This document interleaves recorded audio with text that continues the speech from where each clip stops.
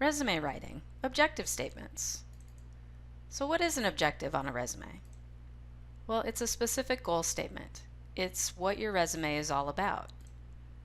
It identifies a job or an industry target.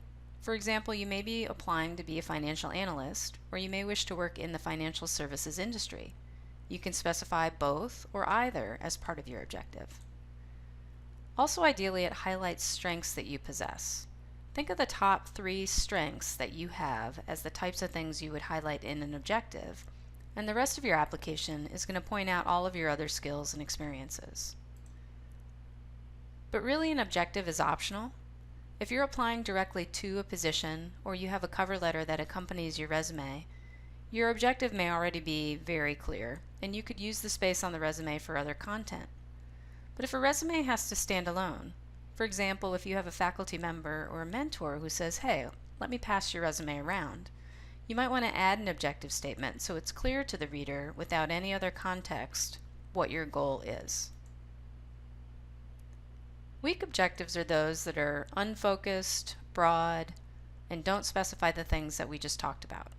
So this first example is really common, but so broad and unspecific that you might as well not include it on a resume.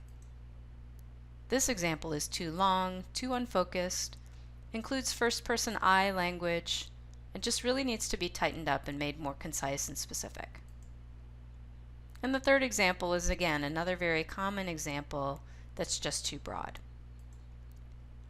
Stronger objectives again are those that specify positions, that highlight strengths and skills, that mention industries of interest, or do some combination. The last example is someone applying to a graduate program.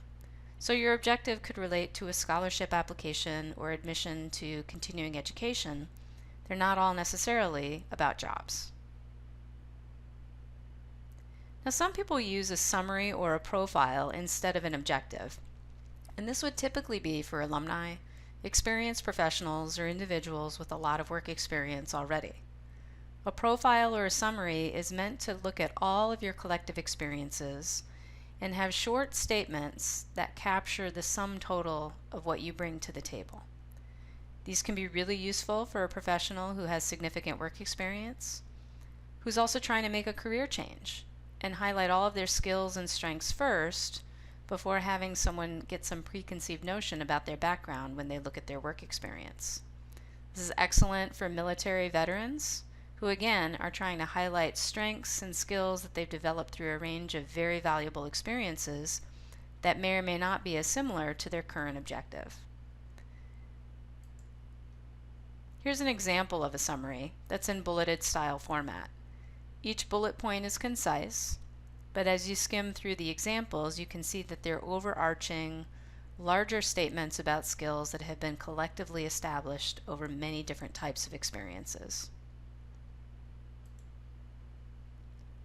To learn more about resume writing, visit the Career Development Center's website, and across the top main menu, click on Resumes and Cover Letters to get an overview of resume writing, as well as many samples that you can refer to.